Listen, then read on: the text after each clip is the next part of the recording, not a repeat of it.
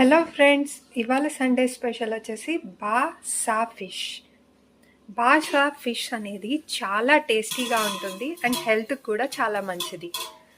దీనికి కావాల్సిన ఇంగ్రీడియంట్స్ వచ్చేసి ఆయిల్, రోజ్మెరీ, ఉప్పు, కారం, అల్లం వెల్లుల్లి పేస్ట్, కొంచెం దాల్చిన చెక్క అండ్ అజ్వైన్.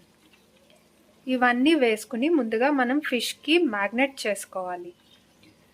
తరువాత కడాయి పెట్టుకుని కడాయిలో ఆయిల్ వేసుకుని ఆయిల్ హీట్ అయిన తర్వాత కొంచెం ఆనియన్స్ అనేవి వేసుకుని ఈ రోజ్మెరీ లీఫ్ అనేది వేసుకోవాలి. ఇది కొంచెం వేసుకుంటే చాలు, చాలా టేస్టీ వస్తుంది ఈ ఫిష్కి. ఇది ఆన్లైన్లో కూడా దొరుకుతుంది, మీరు కొంచెం వేసుకోండి, ఫిష్ చాలా టేస్టీ ఉంటుంది. అంతేనండి.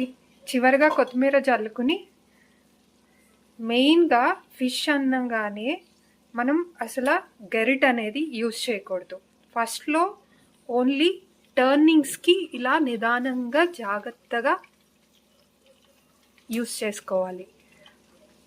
తర్వాత కడాయితో మనం మొత్తాన్ని ఒకసారి జాలించాలి. ఇలా మూత పెట్టేస్తే ఈ ఫిష్ అనేది ఫాస్ట్గా ఉడికిపోతుంది.